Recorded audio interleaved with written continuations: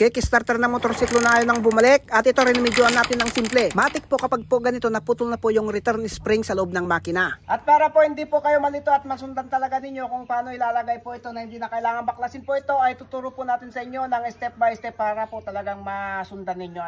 At ito pa ang mahirap dito sa ayusin natin. Nako, winilding pa itong kickstarter niya. Grinder lang ang maaring makakatanggal dito sa winilding na kickstarter. Budget meal po ito na pag-aayos kapag po hindi po kayo mekaniko. Kahit hindi kayo mekaniko, ay kaya ninyong maayos yung ganitong sitwasyon ng motorsiklo. Magastos po kasi kapag baklasin pa itong makina para lang po ilagay po yung return spring sa loob ng makina. Baluktutin lamang po itong spring na ilalagay. Kung mahirapan kayong magbaluktot, ay painitan po ninyo ng ganito.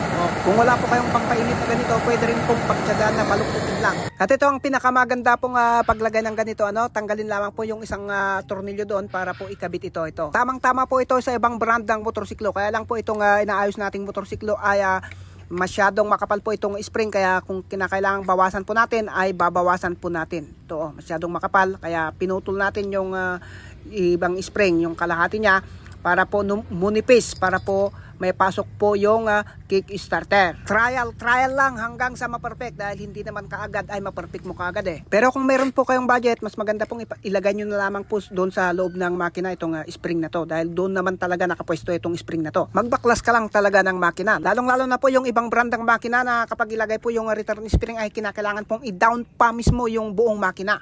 Yung nabaluktot na dulo ng spring, dito po natin ilalagay. Yan. Paglagyan po ng tornilyo dito para meron siyang pagkapitan. Saka higpitan lang. Hindi nyo po makikita itong diskarte na to sa mga shop na pagre-reparan. Dahil ito ay DIY lamang po pag kulang po kayo sa budget. Kung wala kang pambili ng langis o gasket, syempre kapag i-down po yung makina, matik yun po ang mga may lalagay.